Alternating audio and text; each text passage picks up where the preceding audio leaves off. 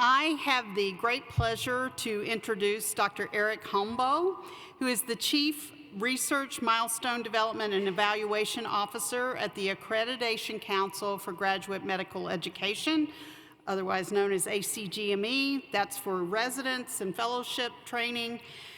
He is an adjunct professor of medicine at the Yale University School of Medicine and the Uniformed Services University of Health Sciences. And he's also an adjunct professor of medical education at the Feinberg School of Medicine at Northwestern University. So he has a big, long bio, and I am not going to read that, but I have been privileged to know Eric for a decade or longer, and I have been able to work with him on several levels related to quality and safety education. And he is an amazing and accomplished physician who continues to have an enormous impact on graduate medical education, especially competency assessment, program evaluation, and quality and safety education. When we decided to focus this conference on competency assessment, we knew we had to include him on the agenda if at all possible. He's going to help us all think differently and better about how we get our learners to leave our programs being competent clinicians on the first day of their jobs. I know your travel was more than a bit of a hassle. I think many of us had that problem this week, but I am really grateful that you're here with us today, Eric.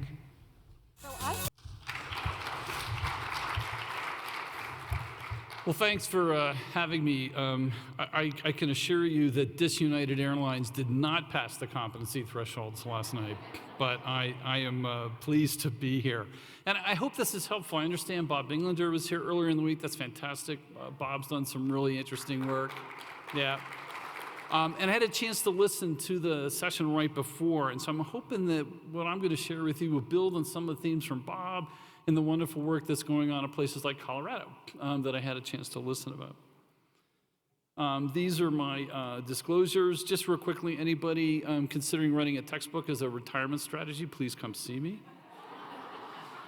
Okay, here's my outline. I'm going to talk a little bit about what do we mean about outcomes in health professions education. Then we're going to talk about something called the core components framework. This is something that's relatively new, but I think is incredibly helpful to think about designing educational and assessment programs. And then we'll talk about these things called milestones, and you've heard about EPAs already. And I'll show you a little bit about how they connect. I think Bob did the same. And then we'll talk about programmatic assessment, but you really need to use systems thinking when you're putting in a program of assessment. And then finally, we'll close with how do we move this forward, and what has the pandemic taught us? In regards to the pandemic, I just want to thank all of you. We're well aware of the ACGME, just how difficult it's been. We've lost a number of residents and faculty to COVID over the last 2 years. We had 6 residents die the year before. But we're well aware that the profession that has suffered the most is nursing, by far. If you look at the Kaiser Health News that tracked that early on, the largest number of deaths were experienced by nursing.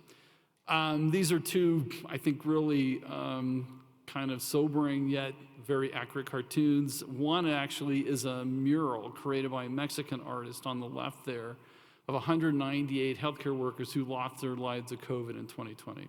She created this mural, pretty compelling. They're called Heroes Medicos, is the title of that. The other is by Pat Bagley, who's a cartoonist in Salt Lake City, who's drawn a lot of interesting cartoons. And this really just kind of shows as the nature of the pandemic shifted away from kind of healthcare workers being heroes to all of a sudden being the object of abuse and violence. And sadly, we saw that play out again in Oklahoma. I'm a bit sober to tell you that the physician who was killed was a co-resident with me. Preston Phillips was an ortho resident when I was a resident. I could not tell you any other ortho resident from my time at Yale, but I can tell you about Preston, because he was just always approachable and was a wonderful person to work with. So what we're seeing on the front lines play out, both with regard to COVID and the violence, hostility, and then also what we're seeing in just society is very sobering. Okay. Let's talk a little bit about our journey, and I hope this will be helpful to you. So we launched something, we, being the medical community, along with several organizations, something called the Outcome Project in 2001. So it's now over 20 years old. And here's kind of the initial history of that. In 1997, David Leach, who was the new CEO, was given marching orders by the board of directors to get serious about creating an outcomes-based system. He then turned that over to a committee to begin the development of competencies. The individual who led that committee was Paul Batalden, who I suspect many of you know through QSEN. Paul then brought in various folks and made it interprofessional and interviewed a number of stakeholders about what they expected physicians to be able to do. And that led to the launch of the Outcomes Project in 2001. And this was an article they wrote in Health Affairs in 2002 that really talked about what they were hoping would happen. And it would just point you to the second bullet, which is really going to be a theme for us today, is this concentration on the developmental progression of residents and fellows, something that had been missing. I love my residency training, don't get me wrong, but essentially what it consisted of with 36 months, and as long as I collected a chit for every month I completed without getting into trouble, I was good. And then my PD would sign off, and as long as I passed my certification exam, I was good to go. Like I said, I learned a ton, but it was mostly about being immersed and just kind of picking up stuff on my own, and not so much structure as it probably could have been at that time. So you may ask us, like, so why outcomes? What's wrong with what we're doing now? Obviously, you all turned out okay, right? I'd like to think I turned out okay. But what have we learned, during that time about why we need to shift our thinking? This is a really helpful diagram that was published in 2010 by the Lancet Commission and led by a gentleman by the name of Julio Frank, who is currently the president of the University of Miami, but his background is public health. And they got together with an international group of policymakers and interprofessional healthcare workers and educators to think about where do we need it to go. And what they pointed out in the last century, we were heavily focused on curriculum. Not a bad thing. If you think about where we were at the turn of the 1900s, we weren't in very good shape. And that was true for medicine, for nursing, right? You remember some of the important reports of that time. We didn't have a structured curriculum. And that curriculum would then drive educational objectives. Show of hands, how many people have written an educational objective? Yeah, those are fun, aren't they? I still have mine. They're still collecting dust on the shelf. And then we do some assessment. But the problem with assessment, particularly in medicine, it was heavily focused on just one aspect of being a professional. Anybody know what that was? Knowledge. How do we assess it? We gave lots of tests, and we still do. I'm not saying there's anything wrong with that, but it really failed to recognize a more structured approach to other assessments in these other competencies that are important. And so what they argued was we had it backwards. What you need to do is start with the health and healthcare needs of the systems in which you serve. And now we know that should be guided by what's called the quadruple aim, right? The original triple aim from the Institute for Healthcare Improvement, adding healthcare professional well-being and resilience. And now some are arguing for the quintuple aim, incorporating attention to diversity, equity, inclusion, and dealing with health disparities, which we know are quite profound. So that's your starting point. That's the ultimate outcome. And from there, you build your competencies and educational outcomes that are tied to what society needs. And then, and only then, do you develop your curriculum and assessments to align with those educational outcomes. The one thing I don't like about this slide is that it made it look like curriculum and assessment are separate activities. They're not. They're highly interdependent, right? You all heard the adage, assessment drives learning. It's absolutely true. But learning should drive the right type of assessment. Sometimes I think we don't do enough on the other. So outcomes-based education then began to really take root in the 1990s. This is a gentleman by the name of Ron Harden, who's from the University of Dundee, who's been a leader in this along with others. And as he said, it's pretty simple, right? Principle. You start with the end in mind, and you focus on what physician will be produced. He was thinking about medical education when he wrote this. And the structure and process of your programs flow from those outcomes. However, educational outcomes must be clearly and unambiguously specified. And I think this is a challenge for us. We all think we know what those outcomes are, but multiple studies have shown we often have very different conceptions or variable conceptions of what they are. And the reason this is so important is because these educational outcomes determine your curricular content, organization, and timetable, the teaching methods and strategies we should use, the assessment processes we should use, and also we need to have a robust supportive learning environment. So how do we operationalize outcomes? That's where competencies come in, and most people have operationalized outcomes through a competency-based type model. This is from a group of international educators who also wrote their article in 2010, kind of providing a modern definition to this. But they define a competency-based system as an approach to preparing physicians for practice that is fundamentally oriented to graduate outcome abilities and organized around competencies derived from an analysis of societal and patient needs. It de-emphasizes time-based training and promises greater accountability, flexibility, and learner-centeredness. That is not to say time doesn't matter. It matters a lot. But we too often use time as an intervention instead of as a resource. And that's, I think, a shift that we're going to have to continue to focus on. So that brings me to the core components framework. This is work led by Elaine Van Mel, Queen's University in Kingston, Ontario. And so she did an international Delphi process to really say, look, there's a lot of things that go into this, but can we define what's the core that we really need to attend to? And after that kind of series of Delphi rounds, these are the 5 that kind of popped up. One is to have outcomes competencies. I've just described those, right? They basically define the outcomes for practice, and they're clearly articulated. But the middle 3 columns, I think, are really important and need more attention. First is this concept of progressive sequencing, or sequencing progressively a learner's track through the curriculum. That's hard for us, right, to individualize that. But the competencies are developmental markers that have to be sequenced progressively based on where that learner is at any stage of training. The third is we need to tailor learning experiences to those competencies to facilitate the developmental acquisition of the competencies. And that therefore means that our instruction needs to be competency focused to promote that developmental acquisition. And all of this needs to be supported by a strong program of assessment, or is often referred to in Europe as programmatic assessment, again, using a systems lens. That assessment practices support and document the developmental acquisition. An assessment in a CBME system is more about assessment for learning and much less about assessment of learning, right? Not that that isn't important, but it's really about helping folks get better in their own developmental journey. The other reason I really like the core components framework is its underlying philosophical principles. It is grounded in what's called a reform or growth mindset. Some of you may recognize growth mindset from Carol Dweck's work at Stanford. But this mindset's important because it forms the basis for significantly redesigning assessment practices, instructional methods, and learning experiences. It is focused on promoting learner growth and development through frequent, formative, low-stakes assessment. It is rich in feedback and coaching that is individualized to the learner and grounded in the desired competencies. In the last session, I was listening to a gentleman who was talking about his undergraduate curriculum with 900 trainees, and I'm like thinking, I don't know how I would do that, and yet we know folks develop at different rates. Because in the end, we want to make sure our programs provide rich and diverse learning experiences that are steeped in clinical practice, right? It's the does part of that triangle you talked about, where learners can stay as long as required. I was fortunate to serve in the Navy. I know Susie is also a military vet.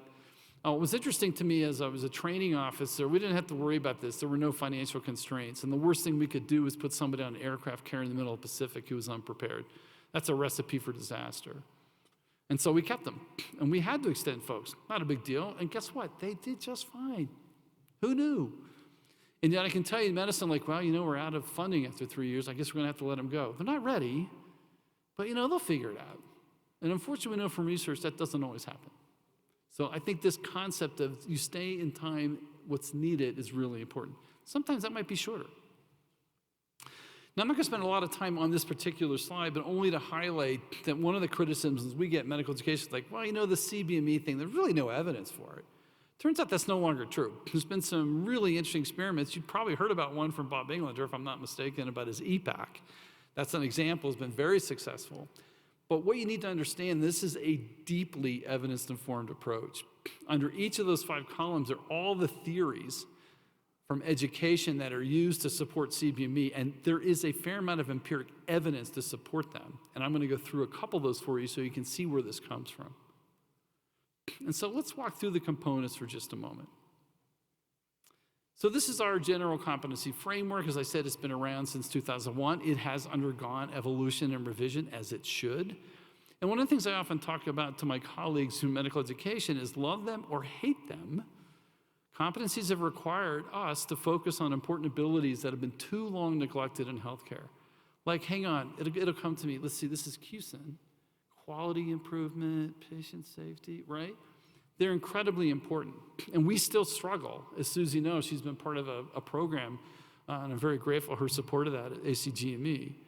And the other thing I often say to educators, if not competencies to specify the educational outcomes, then what would you replace it with? That will happen. That's just the nature of science, right? It evolves. But I think it's a question we have to ask ourselves. And so what's a competency? Unfortunately, it's a bit of an historic term. I won't get into that. If people get confused because they hear competency, then they hear competence, they hear competent, and it can be very confusing. But competency that ends with a Y or an IES simply means an observable ability of a health professional integrating multiple components such as knowledge, skills, values, and attitudes. So when you hear competency with the Y, think ability.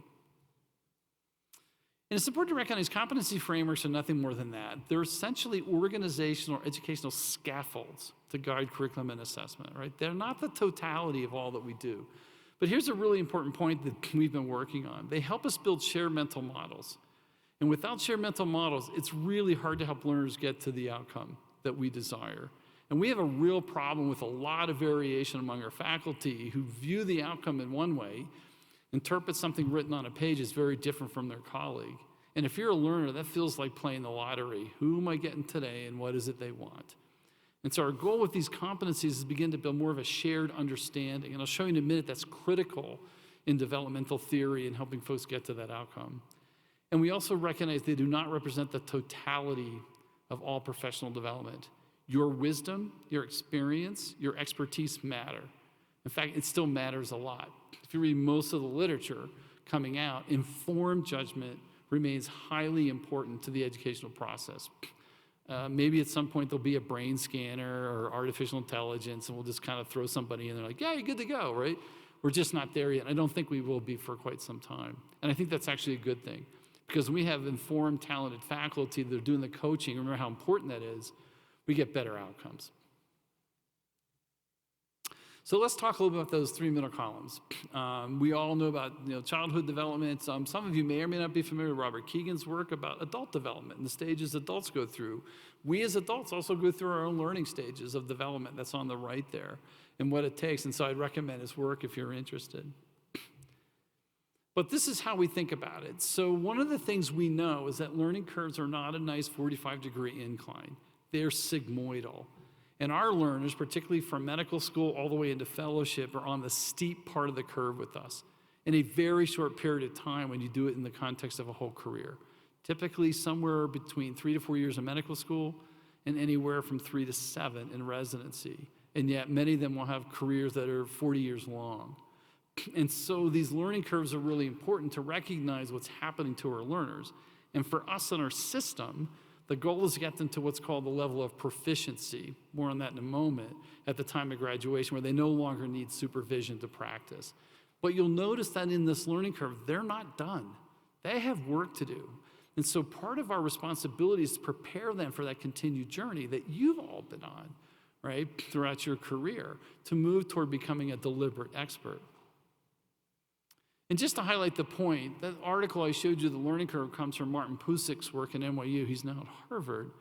But I love this. It's very simple. And you may argue like, okay, artificial intelligence can probably take care of this, and that may be true, but it makes a point. So he had 18 pediatric residents who were rotating through the emergency department read a series of ankle x-rays and asked them, is it normal? Does it have a fracture? Does it got a lesion, et cetera?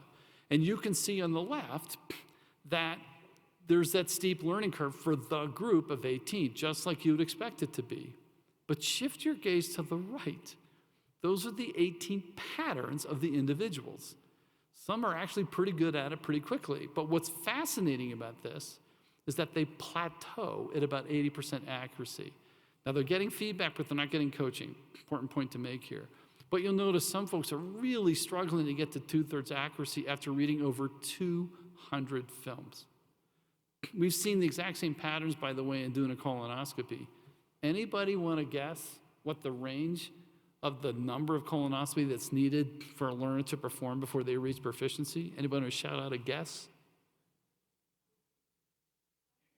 150, I hear 150, 150. Do I hear 200?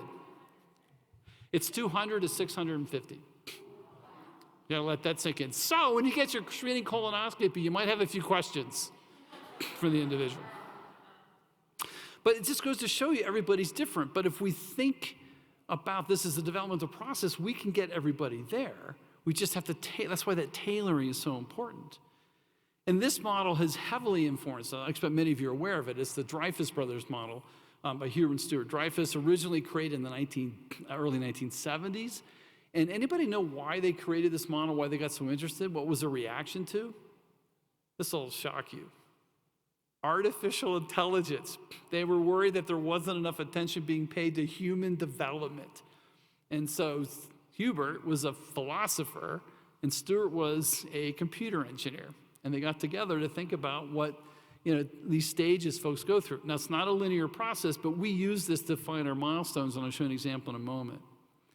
The other really important body of work is by Anders Ericsson, who sadly died suddenly a couple years ago in the early phase of the pandemic.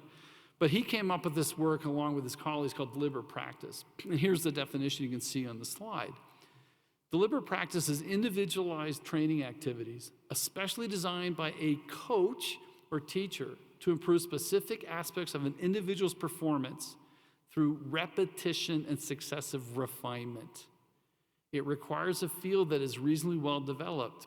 And here it is again, clear mental representation of the task of the field are essential, and they have to be shared among the teachers. Anders, in the latter part of his career, began to look at medicine, and he was really struck by the variation that he was seeing about how things were being taught. And he wondered, is that variation okay? And the reality is some of it is, and some of it isn't. Or in the words of Jack Wenberg, some of it's unwarranted variation in our educational practice. If you haven't read this book from 2016, strongly recommend it. It's very accessible, a kind of review of deliberate practice. The other concept that we're beginning to spend a lot more time on, and I think is really important, again, has not received enough attention, is called mastery-based learning. This is where everybody can get to a high threshold of performance. This is work led by Bill McGahey. Literally for decades, Bill began to work on this. Again, another really depressing statistic in the 1970s. And Bill actually wrote one of the very first white papers in medicine on competency-based medical education for the World Health Organization in 1978, where he argued that's where we need to go. And we're just now getting there. But in a mastery-based learning program, excellence is expected and achievable by all learners who are able, motivated, and work hard. There is little to no variation in measured outcomes. Learning in a domain depends on learning a sequence of less complex components. And if learners receive optimal quality of instruction and learning time required, there it is again, the majority of learners should attain mastery. Bill has done a tremendous amount of work with his colleagues, Jeff Barsick and Diane Wayne at Northwestern, particularly around procedures, and they're now moving into communication skills. But the beauty of their work and the power of it is watching it translate to the bedside. For example, in central line placements, thoracentesis and other procedures, they've seen a dramatic drop in complications when they train their learners in the mastery-based model. Oh, by the way, it saved Northwestern Hospital tens of thousands of dollars. At the same time, we're helping patients. Not a bad deal. And so I think we too oftentimes put people in a set period of time for training. We get variable outcomes because we don't attend to where they need to be. And that's why I think educational outcomes are so important. So finally, if we're going to think developmentally, how do we do that? So there's the Denver developmental chart. I'm a grandparent with a 2- and 4-year-old granddaughters. I'm having a ball with this. I do not go there and say like, okay, let's see where you are in the Denver chart. I don't do that, but it is fun to watch them kind of grow. And so for us, we've used these milestone concepts to help create these mental models and developmental trajectories. And in 2012, we revised our accreditation standards. This is an article that was written by Tom Naska, who's our CEO. And he said in that article that milestone really describe the performance levels for skills, knowledge, and attitudes in the 6 general competency domains. And they provide a framework of observable behaviors and attributes associated with the learner's development, right? Again, thinking developmental, going right back to where David Leach and Paul Batalden were. And I'm just curious, quick trivia quiz. On that slide in the Health Affairs article, did anybody notice who the two senior authors were? Hubert and Stuart Dreyfus. They were consultants to the general competencies. And so this is something we've always wanted to get to, and it just took us a while. And so for us, this is the history of milestones. It's been a journey. We're still learning a ton. It began in November 2007. There was a summit held in internal medicine in Philadelphia. It was a what-if conversation. What if we created these developmental narratives, for medicine? They were then piloted, and being internists, we made them way too specific. We can't help ourselves. And they've been refined over time, but we had some real success with it. And then through those pilots, and then after that it was pediatrics, that did some of this. It became part of the accreditation system formally in 2012 when development of the milestones started. And so in 2013, we launched the first 7 specialties. Almost all the other specialties began in 2014. And right now, we're in the middle of revising them. One of the things I really like about the milestones is we do not use them for high-stakes assessment. They're not designed for summative. And that has been unbelievably powerful, more so than honestly I expected. They're formative, they're lower stakes, and I'll show you what we're finding in just a moment, a little bit of insight into our data. But it's really allowed us, because we're not relying on them for high stakes assessment, we can revise them as things change. We've seen in fields, for example, in urology, a procedure that they started with in 2014, they no longer do. We had to remove it, right? And so we have to have a mechanism to keep up on the assessment side. Milestones allowed us to do that. We've also introduced something called harmonized milestones. These were developed, by the way, in an interprofessional group. And there were folks from the nursing field who helped us, who've had connections with this group here, and we're very grateful for that. And then we also added something called supplemental guides. So in addition to the narrative descriptors of the milestones, we now have supplemental guides that give specific examples in that specialty for each and every single level on the milestones. And so that's also been really helpful, and that's just starting the last year and a half. So, talk about milestones, what are they? Well, this is what they look like. This is an example from family medicine. This is one of their new 2.0. This is care of the acute ill patient. And each of the 6 general competencies has a set of sub-competencies, typically 3 to 4, depending on what the competency is. Most specialties have somewhere between 20 to 22 total sub-competencies in their set. CCCs evaluate these every 6 months, and they report that data to us. There's a couple really key lessons we've learned. We've basically tried not to make these attached to the year of training. That's been hard because that's what our faculty are so used to doing. And so we have them just simply labeled as levels. But what we encourage the programs to do is focus on the narrative, not the number. Remember, anytime we use a scale, and this is, we can scale this as well, that number is nothing more than a code. That's it. It's helpful. We can manipulate that statistically, and that can be really useful.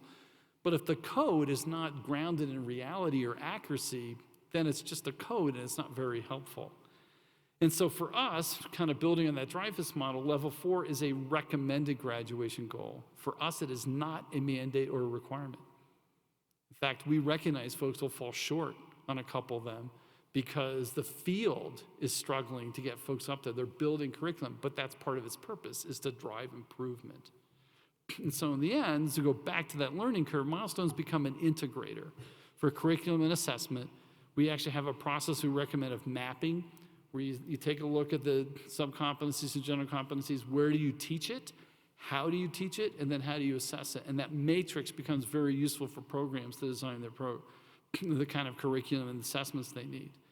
As I said, we get this data in every 6 months. Right now, we collect roughly 4.6 million data points every 6 months from over 140,000 trainees, over 12,500 programs, and 881 or so institutions. And we can now do this. So this is some of our early work in emergency medicine, where we could literally map out every single trajectory of all the graduates in 2016. And we put in blue those who were successful in reaching level 4, and those in yellow who did not. And you'll notice 20% of folks who graduated in 2016, theoretically, did not reach level 4. Now you may say, like, oh, ouch. That's actually fair enough. But for us, what we now have turned these into are something called predictive probability values. We can now give you a prediction every 6 months of what the probability is your learner will not reach level 4 based on how your program actually rates and based on national data. And again, it's all used for improvement purposes. It's not meant to be punitive. We never see it. In fact, our review committees never see a program's milestone data. That's deliberate, right? So it's really used for CQI.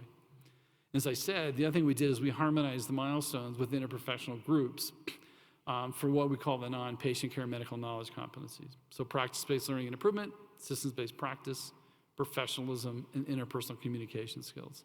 And the good news is all the specialties have adopted them. We weren't quite sure. As you know, each specialty has its own culture. They like to do things their way, but they've actually really embraced these. And it's been really wonderful because now we can create assessment methods, and we have a multi-source tool, for example, around interprofessional teamwork that all specialties can use, right? So we don't have to make them so highly specific to the specialty. And so this kind of cross-disciplinary interprofessional assessment and work has been really supported by these harmonized milestones. I'm just going to give you an example of a couple. So this is the practice-based learning and systems-based practice. PBLI really focuses on evidence-based and what's called informed practice now, how well they use the science, particularly at the point of care. And we've added something called reflective practice and commitment to personal growth here as a skill. We learned a lot, by the way, from nursing. Nursing has really done this well. And I just want to call out Gail. Is Gail, you still in the room? Yeah, so Gail, actually, we used some of your slides, Gail, from the thing you did at summer camp. So this has been something that we're now teaching more explicitly as a skill. And then systems-based practice is really around patient safety and quality improvement, but system navigation, right, for patient-centered care, that's a huge issue. You know, that includes care coordination, handoffs, you know, working with the whole healthcare team, and then the physician role in the healthcare system, understanding things like system thinking, advocacy, and so forth. On the professionalism and interpersonal communication skills, you know, I have some of the kind of what I call basics of professionalism, such as professional behavior and ethical principles, accountability and conscientiousness. This one is actually an experiment right now. This is not meant to be punitive, but it's meant to be more formative to help the individual understand how to attend to their wellness. And are they picking up the skills to do that? Again, we don't use this in any high-stakes way. We'll see. This has been a bit contentious, as you might imagine, because you don't want to put this just all on the individual, and that's absolutely correct, because the system plays just a big role here. So we'll see if this is helpful or not. And then as you can see with communication, patient family-centered communication, but the middle one there is interprofessional and team communication. And this is our work with nursing, medical assistants, pharmacists, et cetera, was very important.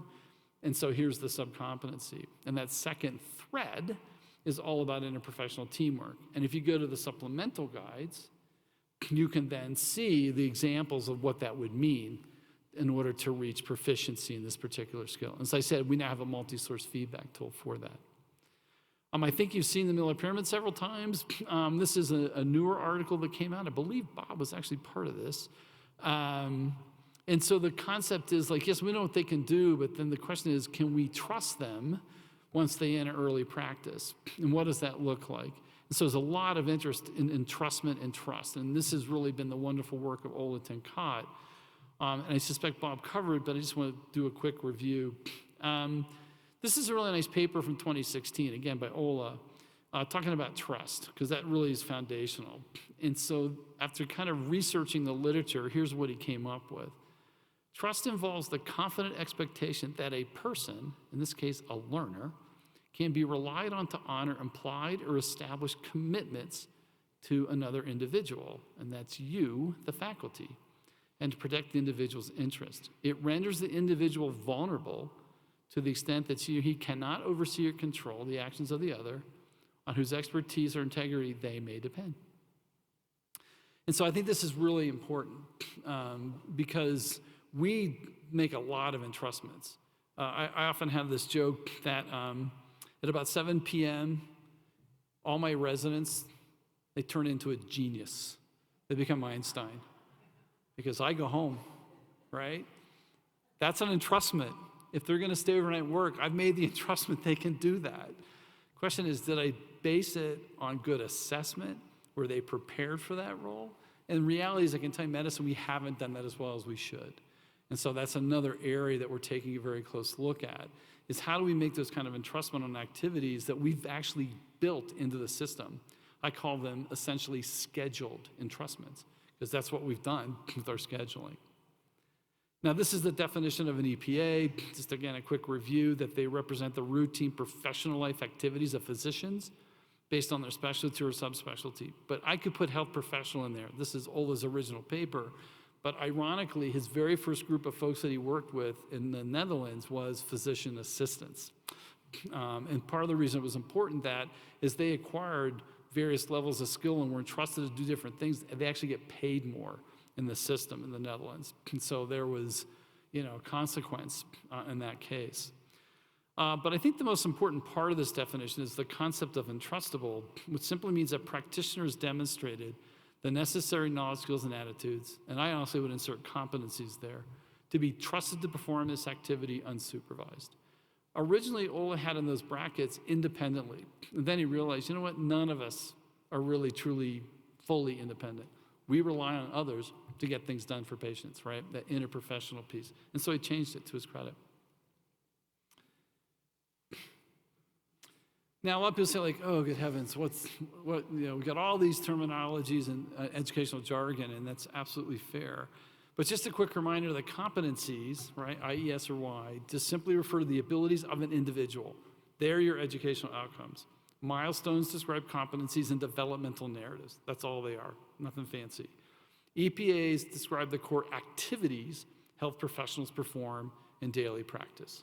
And so you need competencies or abilities by the individual in order to perform the professional activity. Now, you're probably thinking like, yeah, but isn't there a lot of overlap in that? Yeah, there really is, because if I want to see if somebody can do something, they perform the activity in order for me to determine their ability. So there is a lot of overlap here, but I think it's helpful to think about it in terms of like what abilities are needed if this is the activity you're expecting your nursing students or colleagues to do. And the nice thing is they line up really well with regard to scales or kind of levels. And it probably has something to do with what humans can actually kind of hold in memory, interestingly, the kind of 5 or 7 plus or minus 2 rule. But we've actually been able to convert the milestones levels into entrustment levels so based on the amount of supervision they need, or another concept is called a co-activity scale. How much did I have to contribute to the care of this patient? And then you judge them based on that. Those co-activity scales are particularly common in surgical fields. Right, how much did I have to do in the OR, so to speak? And they actually also line up well. This is from Ola as an example. He was very prescient. This is from a textbook in 2018, by the way. But it talked about telephone advice. We've certainly seen a ton of telemedicine now, right, because of the pandemic. But as he points out, that there's a couple key points, I think, on this slide. All 6 general competencies are needed to perform this activity. So it's a mistake to think like, well, we need a couple of them. No, we need them all. But if I want to assess which of the competencies make the most sense to assess for this activity, right? What about this activity is really right for assessing various domains? And in this case, it's medical knowledge, communication skills, and practice-based learning and improvement, right, from his perspective. And so you can cut across the row with our milestones where we have these nice developmental narratives. And then if I want to describe what somebody looks like at the end, like a mini vignette, I can simply move down the column at the time of graduation and say that's what they're supposed to look like. Research has shown that actually if you write these kind of mini vignettes, kind of describe what the end state looks like, faculty are better able to discriminate learner performance. This has been shown in several studies up in Canada. We've seen the same thing. It's much easier to match a learner where they are in progress to a story than a number. Because remember, the number's a code. It has to be associated with something. And so there's been several articles written about how you can do this to create these shared mental models. And the last is programmatic assessment. And so this is an example. It's called a spider or radar plot. A number of our programs in the United States in residency and also in Canada and Europe are using these as kind of a way to track progress. And so in this example, What the red line shows is where somebody should be at a particular stage in training, and the blue dots or kind of figure is where the person actually is. And you can see in this particular example, they're doing pretty well in practice-based learning and improvement. They're where they should be expected. But if you shift over down to the lower right-hand corner, they're definitely behind in areas of professionalism, medical knowledge, right, and some of their patient care. So this person's struggling, right? They've got areas where they're going to need a fair amount of help. And so this is what's, informs our system. This is what the GME system looks like in the United States, kind of at a 10,000-foot view. I work on the right-hand side of the diagram. I'm in the accreditation oval. Our primary unit of analysis is the program, but we obviously overlap a lot with the certification boards and the credentialing functions that focus on the individual. And you can see from a milestones perspective, we use that individual data to roll it up into national reports to help guide continuous quality improvement. We have no role in determining whether or not somebody should graduate or not, or sit for certification. That's the board's responsibility and the program directors. Our job is to provide the tools and kind of the accreditation policies to support that developmental process. And for us in the professional self-regulatory system, our primary constituency, as you all know, is the public. But as I often say to my friends and colleagues who are in that rectangle, they're the most important part of the system by far. They determine who goes out and practice. For example, in medicine, you don't have to be certified to practice. You need a license, but you don't have to be certified. And unfortunately, anybody want to guess what happens if somebody's unsuccessful in getting certified, where they're more likely to end up in practice? So no, they end up actually caring for more underserved populations. Now, sometimes that's obviously a good thing, but we may be also shunting some of our folks who aren't quite ready to care for some of our most vulnerable populations. And we've actually found that in the study. And so that's a concern. So what happens inside that rectangle by far and away is the most important thing, by far. We in the self-regulatory system are only as good as what happens in that rectangle, period. And so from an assessment program perspective, that gray box lists a combination of assessments, and no single assessment can do the job, that generates data that we hope is valid and accurate, that comes to what's called a clinical competency committee. That committee takes that data and synthesizes a developmental judgment, right, on the levels of the milestones, and makes that judgment on the form and then feeds it back to the learner. And when it works well, the learner has a conversation with their program director or advisor. They have performed a self-assessment prior to the CCC meeting, and they compare and contrast their ratings with the CCC, and they look for areas of concordance and discordance.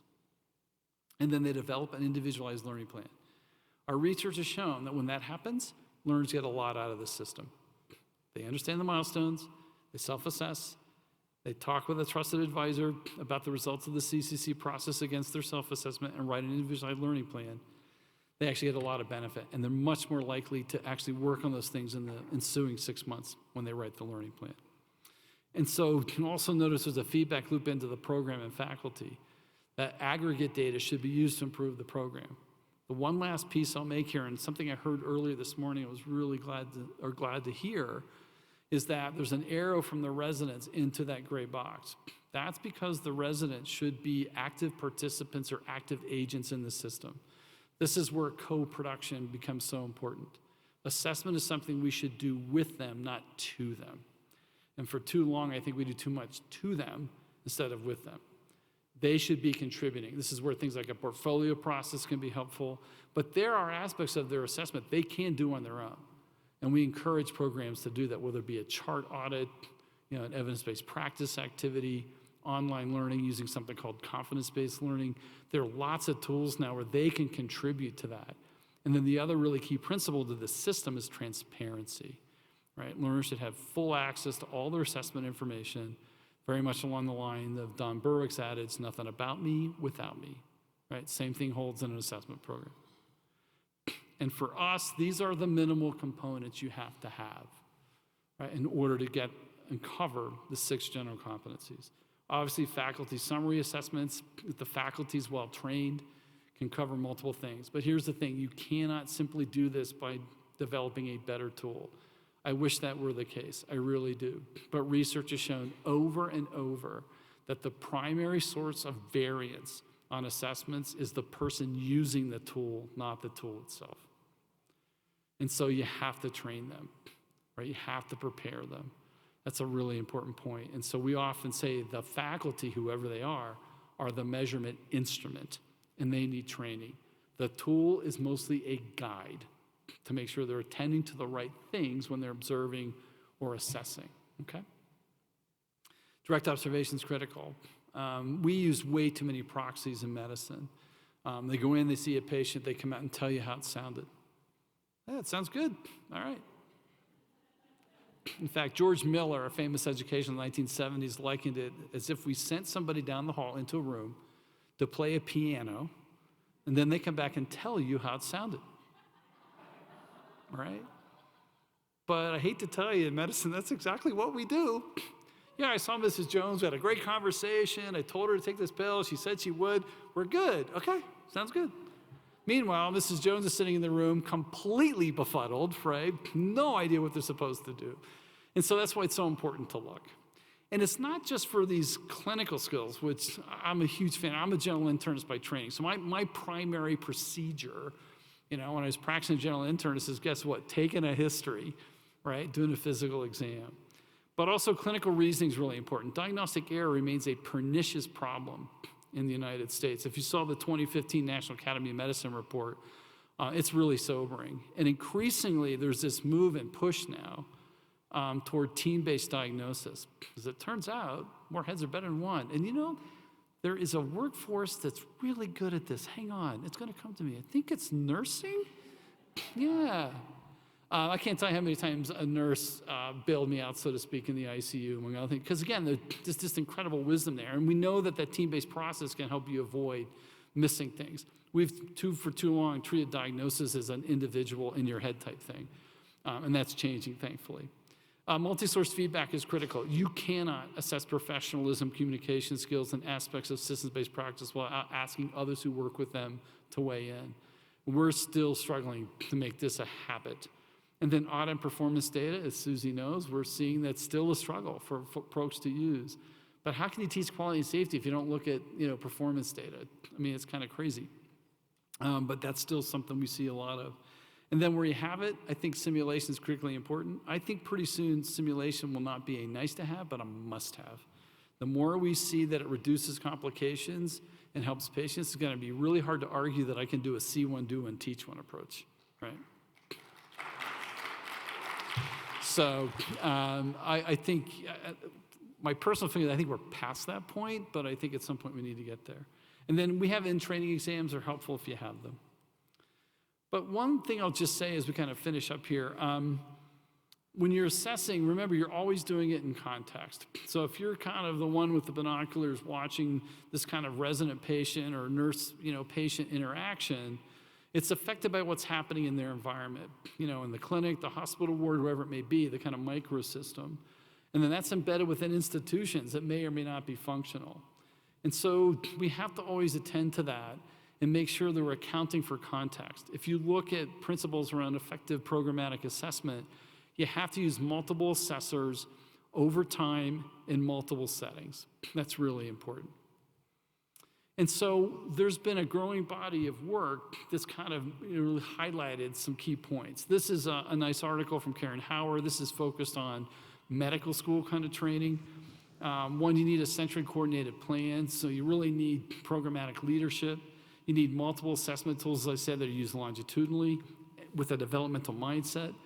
Learners require ready access to information-rich feedback and as much as they can get. Coaching is essential. The program of assessment has to foster self-regulated learning behaviors. That's why I said they have to be active agents. In the end, we still need expert groups to make some of the decisions about whether or not they're ready for the next stage of their career.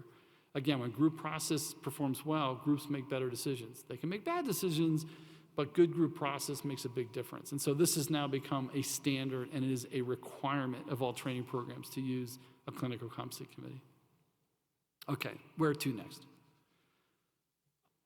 For us, the pandemic exposed a lot of stuff we knew was a problem, but really brought it into stark relief. The first was this reliance on time and training as proxy for competence became untenable.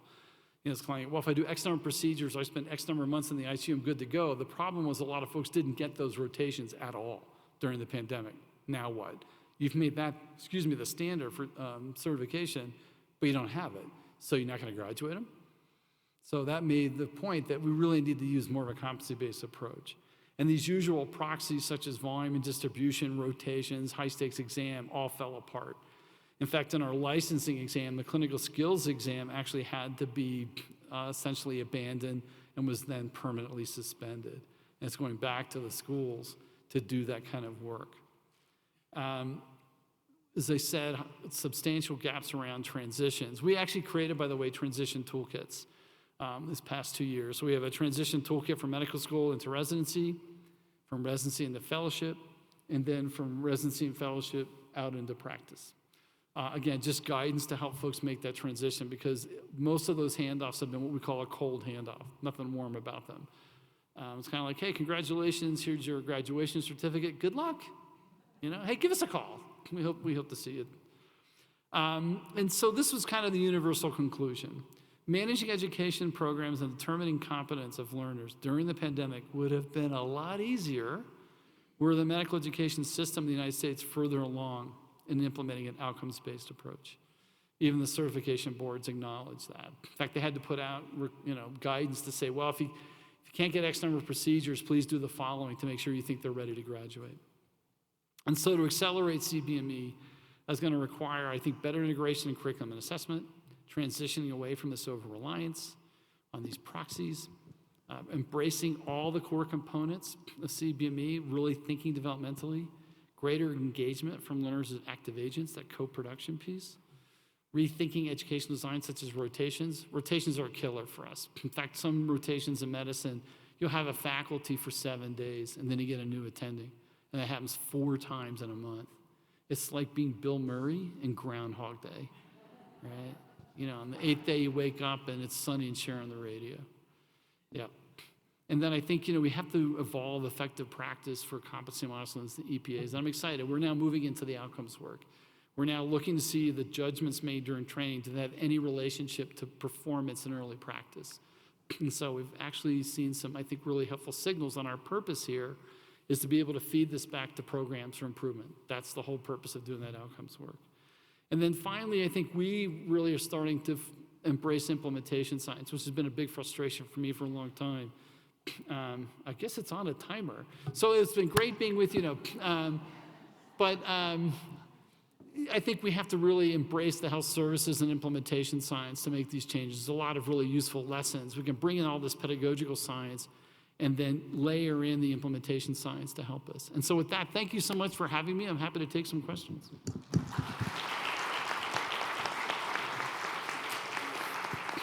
Thank you very much, Eric. And so we have time for some questions from the room.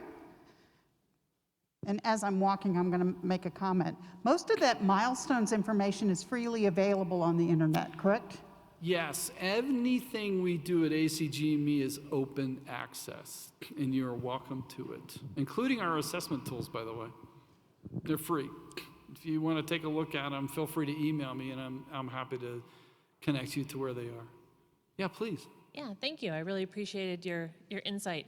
So I guess big picture as we come away from, the conference ends today, and we all come away excited and energized and wanting to do competency-based education, and then we go home and we deal with the realities of the American education system.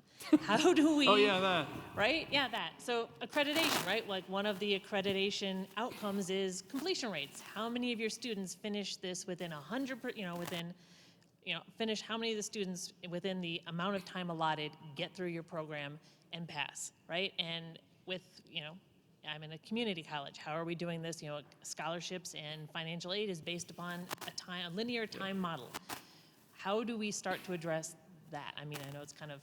Yeah, unfortunately, it looks like one of the slides kind of skipped forward automatically. And to my first, what are the barriers or challenges? And my first bullet point is inertia, inertia, inertia. And I do think that's an issue. Having said that, however, we're dealing with the same constraints with regard to time-based. So what we're doing is really encouraging innovation within that time fixed and think about how can you make adjustments. So let me give an example, a practical one. in internal medicine, a lot of programs now in that third year are moving away from kind of a standard rigid curriculum and allowing transition into whatever that person wants to do, right? It's a little harder in the early phases, but in the later, they have much more flexibility. And so some are now beginning to use it. And so like, okay, let's say, I want to be a cardiologist. Well, why shouldn't you start doing, if you're ready, start getting some more experience there to drive you toward expertise. And so those are the sorts of things we're starting to see happen. And so that's, if you read some of the literature out of Canada, it's the same thing. They're working within a fixed time period. But I love the concept they have toward the end of train. They literally call it transition to practice. And so it's a deliberate kind of planning. Okay, you're going out to do X, Y, or Z. Maybe you're going to be a rural family medicine physician. What is it you need to be able to do? In family medicine right now we have something called the Advancing Innovation in Residency Education. It's a pathway to allow folks to innovate and get some relief from program requirements. That's exactly what they're going to do. They're going to create pathways depending on what that family medicine wants to do. And so stay tuned. But I think that's a place to start. My other advice is, it's okay to start small, right? The Chinese proverb, a journey of 1,000 miles starts with a single step. And that's what we teach in our assessment course. And you're all welcome to come to the assessment course, by the way. It's not, just for physicians, but, think about something where you can get kind of your early wins, right? The kind of Cotter approach. What's your burning platform where there's some early wins? And then, the last thing I'd say, involve your learners. They are incredible advocates. And they may be the ones to bring the faculty along. Yeah. That's great. Questions? All right, Gail. He's coming. Thank you. Thanks for coming, Eric. It's really great to see you. And thank you for sharing your many years of experience. My question is about, have you seen, in the shift to competency model in medical education, have you seen a shift in how students are learning? And I think the complex part of the question is that students are different, but have you seen changes? Because you've been in medical education for a little bit. Yep. Has this shift in the model changed their learning process or taking more ownership of it? Or I'm just curious about your insights on that. Yeah, so like anything, I think it's variable depending on where you are, but in those places I think that have embraced these kind of changes, they've basically empowered their learners to be more self-directed, and they've gotten benefit for that. Again, where it makes sense. It's not like, hey, go do this and call me in 3 months. It's like there's activities they can do in the end. By the way, they're more than happy to do that, as you know. They're very facile with technology, and so some programs have finally caught up technologically around some of the learning that, can be done just as effectively online or even in teams. The other thing is taking advantage of some of the telemedicine stuff. Some have actually gotten observed more, not less, because the faculty can be off camera and listen in on the whole thing. And so there's been a shift there, and learners can invite the faculty into that process. So yeah, I think we're still learning how to use the technology, but I think many of our learners are very comfortable with it. If it's used, properly, obviously you can't do it for everything. But in the kind of right hybrid, I think it's a very powerful tool. And I can't tell you how many times I've traveled or talked to learners, even in the last 2 years on Zoom. They want to be invited in. They really want to participate. They're anxious to do that. You're always going to have your outliers, right? But that's been true for decades. There's nothing new about that. So they're very much wanting to be a partner in this.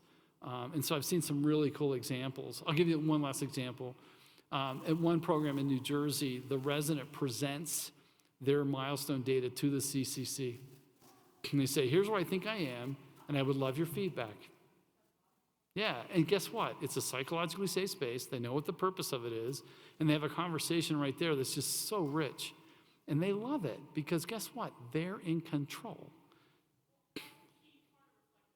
Yeah, right? It gets to self-determination theory, right? What do folks really value? So it ties in beautifully to that. And I'm like thinking, we've created a culture where we make that hard. And if we could do more of that kind of stuff, I think we'd be a lot better off. Yeah. Thank you very much, Eric. Yeah, thanks, we everybody. so appreciate Safe travels. it. And I've been working with Eric for 3 years on an ACGME project. And I want to take his assessment class. And I have been in the materials that ACG made. There's tons of value in there for us that we could work with. Assessment's actually fun. It is fun. All right, enjoy, All right, everybody. thanks.